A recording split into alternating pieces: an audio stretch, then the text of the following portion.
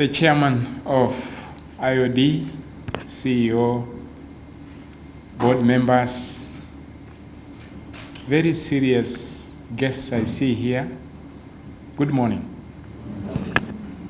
I think we work very closely with IOD because we realized governance is very important. Not just the way we say it every day.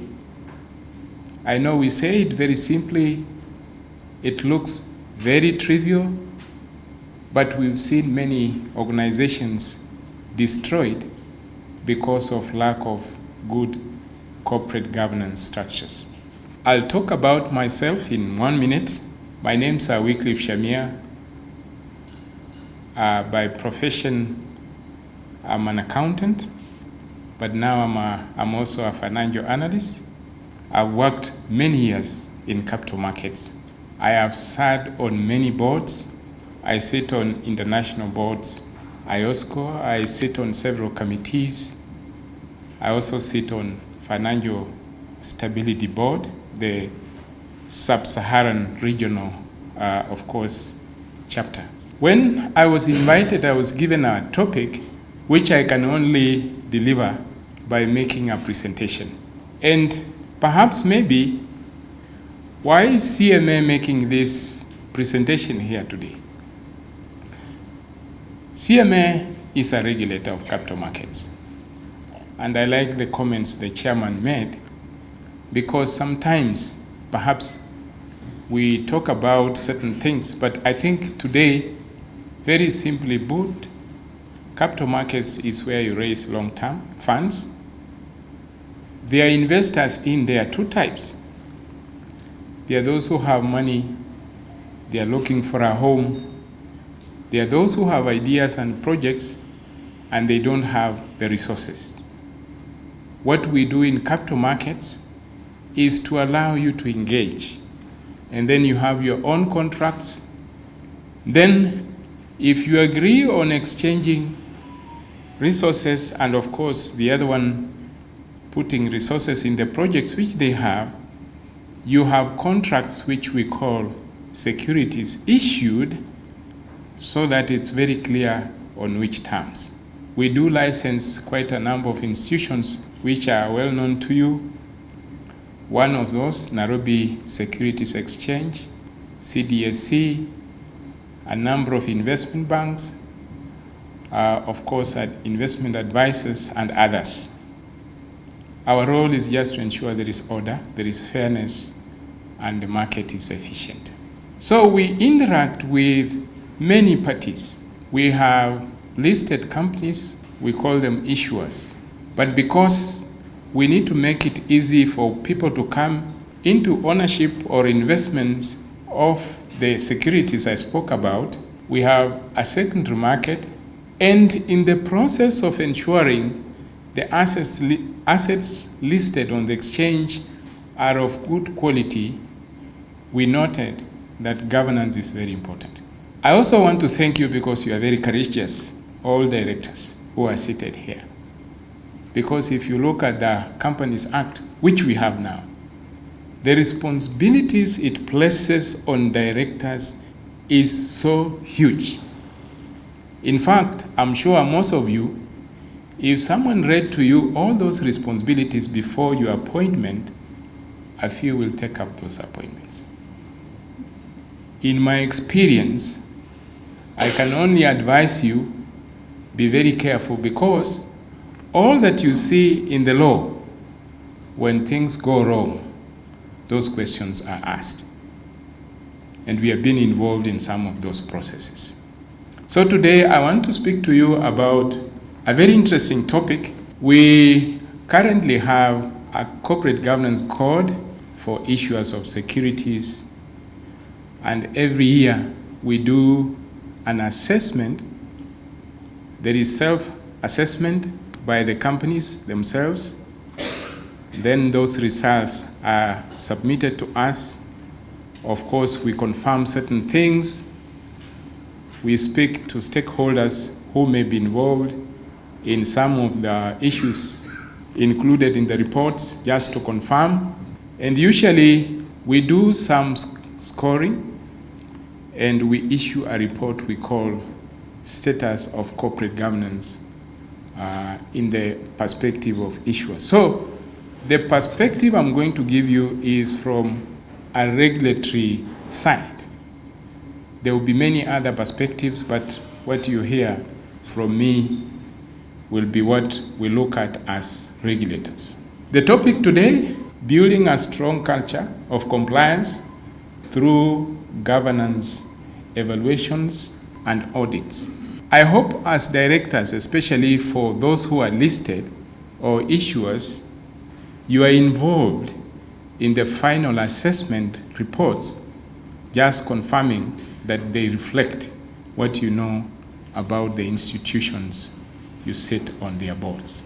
I want to speak about governance and just try to scoop out when we speak about governance as capital markets, what are we saying?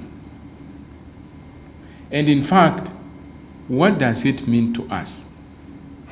For those who are in financial services, you know trust is very important. Actually, our value comes from trust because there are certain things you can't do on your own, and therefore you put trust in what others have done. That is the nature of financial services industry. If you speak about insurance, if you speak about what you see in capital markets, to some extent, even the banking sector, retirement benefits, where do we get the provisions which guide us on what we want to say about governance? We start with our Kenyan Vision 2030, and also we look at what is prescribed in the capital markets master plan, which was a 10-year plan, and it covers the following. The heart of capital markets relies on trust and the way governance is taken. We need to look at the center of excellence, market of choice for Middle Africa and others, gateway to regional and international capital flows, transform from frontier market to emerging market. This is our aspiration. And of course, it comes from the trust people see in our markets. There will be various aspects which have been picked from those documents I've mentioned.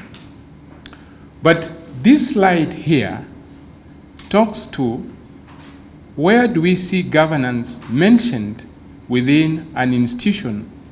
For example, if it was supposed to be a corporate or a company. We know our constitution talks about governance very explicitly. It is the center.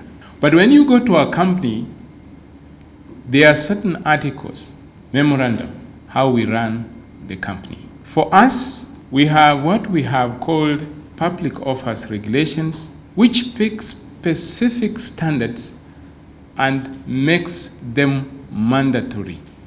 They are good corporate standards, but they are picked as mandatory, and you'll find them in the public offers regulations. But before you speak of those regulations, the Capital Markets Act seems to, of course, indicate that companies listed and licensed must put in place governance structures which are ideal for their own operations. We also have what we have called Stewardship Code. It bestows certain responsibilities to the major shareholders in a listed company to ask specifically to see certain things. It could be disclosures, it could be in terms of practices within the listed or the issuer.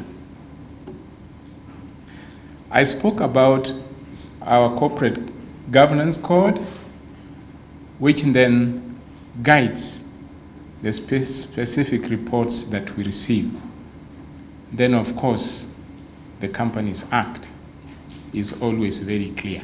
I spoke about directors, and I just wanted to pick one area which speaks to the expectations placed on directors. The duty of director is to promote the success of the company. And then it goes into details on what is expected. This I've just picked that section in the Companies Act. And that is why I was saying you are so courageous, because despite all these expectations, I think you've taken up the appointments. But always look at this daily, because one day some of the fears crystallizes, and then of course we go into very interesting discussions. Why compliance? When you look at this, there are various factors. I may not want to go into all of them in detail because we'll share this, but let me just pick a few. Demonstration of the organization's commitment to ethical conduct and good corporate citizenship. When you comply, in the process, you have made the commitment. And this is what is expected. For you to have proactive management of risks and protection of stakeholders' interest, you start thinking you need to comply. The reason why we have to comply, because we want to look at sustainability of our institutions. Companies, boards must see how they should comply with the requirements which have been placed on governance. But as we speak about governance, I think we have stressed the governance G bit of it. But now we are talking of ESG. For you to be seen to be aligned, to be going where the rest are going, you must have provisions for ESG in terms of reporting, measures, actions, and many other things. So it will be very critical. We ask ourselves, what is the foundation of good governance? What are the pillars? I think it comes from our hearts. And actually, this is where the challenge is. We all can speak very well about corporate governance and, of course, stress the need of having good corporate governance practices. In practice, we then do the very opposite when we sit on boards. Let us commit to talk about it and to practice it. Because in most cases, these will be applications. How do we manage our institutions better? I find that very heavy. Commitment.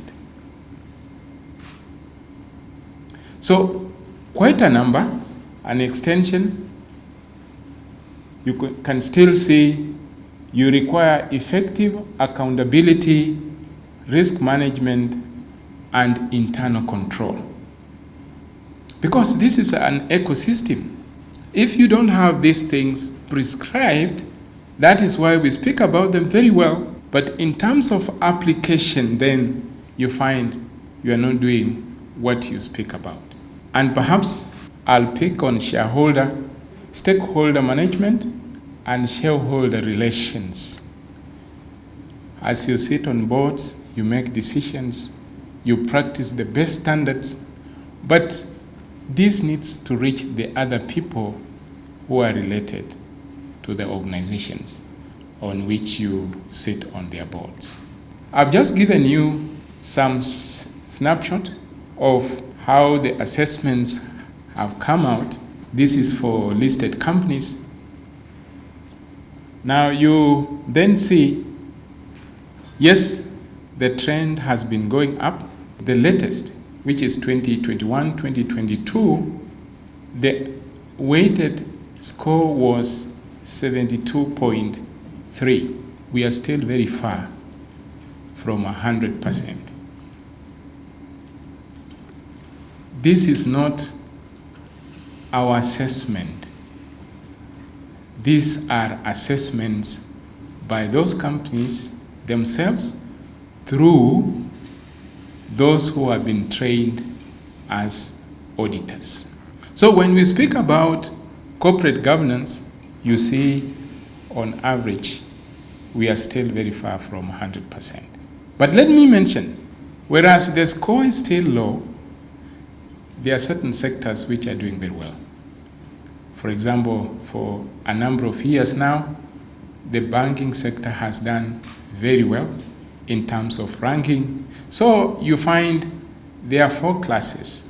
There is the leadership class, there is the good, there is the fair, and then, of course, needs improvement. You'll find this year we had 30 companies being within the category of leadership. And when you look at those companies, they are mainly banking sector companies and insurance. So what it means is the other sectors, we need to see how we improve on most of our practices. So we speak about governance audits, and we require that governance audits are done annually. Governance is how we run these institutions from where you are sitting as a board.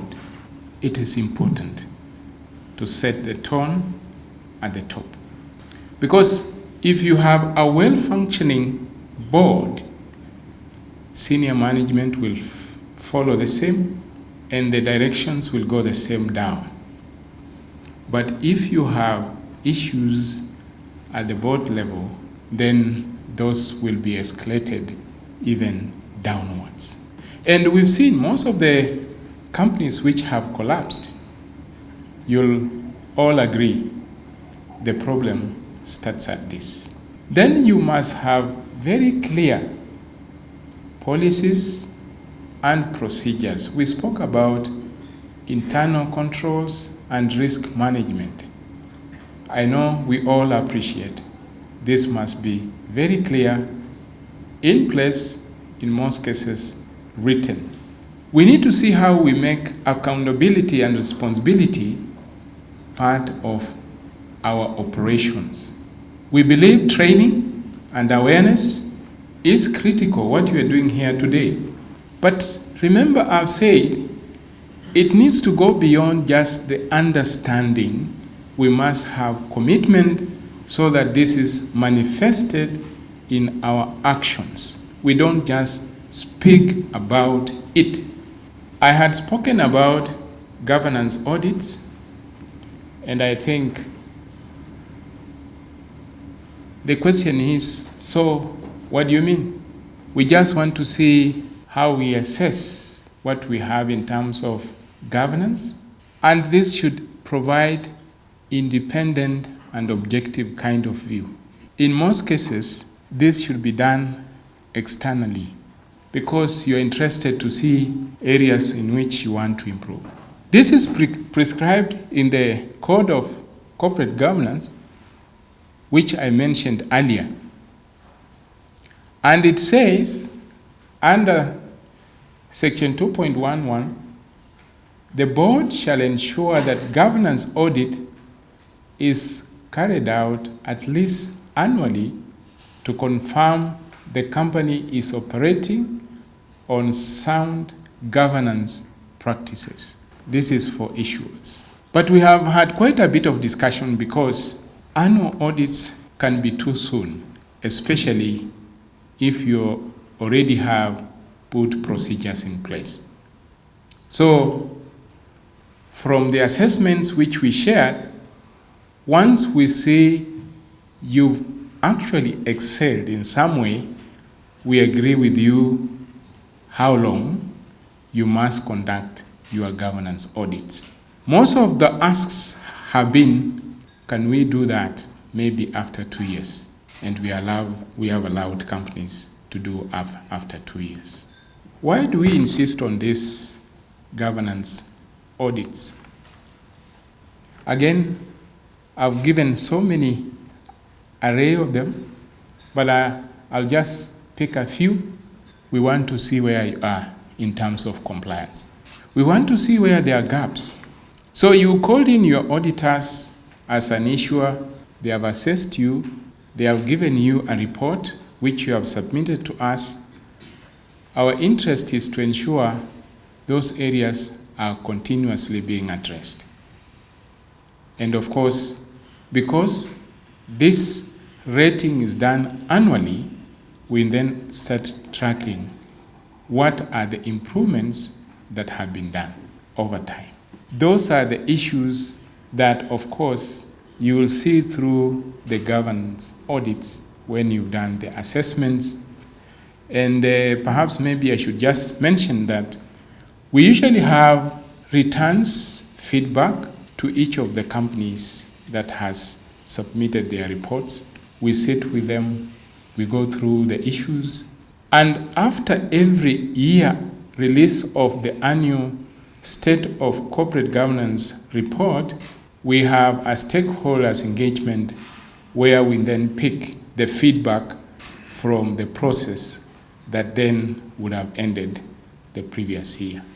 So as I finish, the question is, in our view, what is so critical if you have to do a proper governance audit? And we are just listing some of these things which we find they have assisted some of the companies that return a very good score.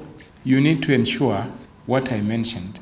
The assessment is independent and objective.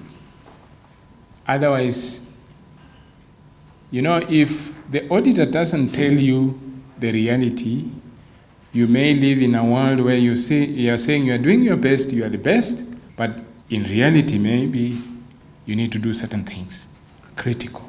You must also establish competence within the institution and expertise, because you will be reporting on these issues based on what you've done. The auditor walks in at the point when they are doing assessment, but there are certain things you need to do internally. It's critical. In certain cases, you can't look at everything. You pick certain areas and you focus on them on risk-based basis, so that you are not doing everything, then you lose it all. Because that criteria has specific areas. So under each of the areas, you need to be very targeted. Where do you need to focus yourself? Then obviously, I know all of us have stakeholders. As we speak about what we are doing around governance, they have certain expectations from us. We need to have engagements with them so that we are on the same page. It's always just good to hear from the next person. Am I doing this within your expectations? Very critical. Then, of course, we must believe there is room for improvement. There are other many issues. These are areas which could be very critical. And of course, I've spoken, you need to be very careful the areas you select. I wanted to speak to the point which you shall be discussing later, ESG, and of course, the issue of S and E. I know for listed companies, Nairobi Securities Exchange has issued ESG reporting guidelines that some of the companies are using. However, even before that, certain corporations where you sit on boards had already taken on ESG reporting. It is because integrated reporting, and I know I see my colleagues here in accountants profession, had been stressed and emphasized for some years now. But I think the question has been, which standards do we apply? We have, of course, the Global Reporting Initiative standards. We've seen IFRS Foundation, of course, issue standards. There is the Climate Disclosure Board, also issuing standards, and others. As we speak now, we have over 600 standards on environmental-related reporting. So the question was, how do we ensure that we have standards which will bring comparability in terms of practice.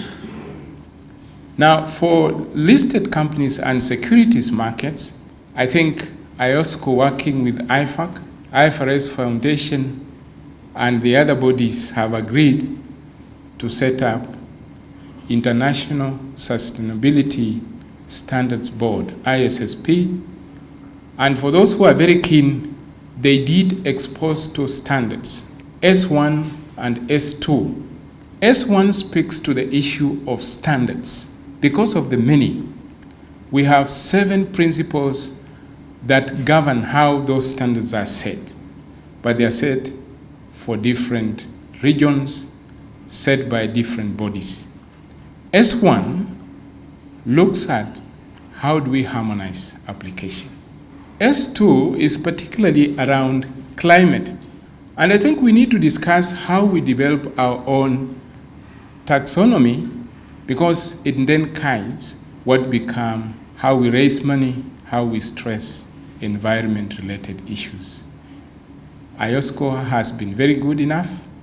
They have worked with ISSP, and I think on 25th, these standards will be formally launched, and each jurisdiction is expected to make a decision on do they adopt the 2 standards when, and this shall be done in a phased approach.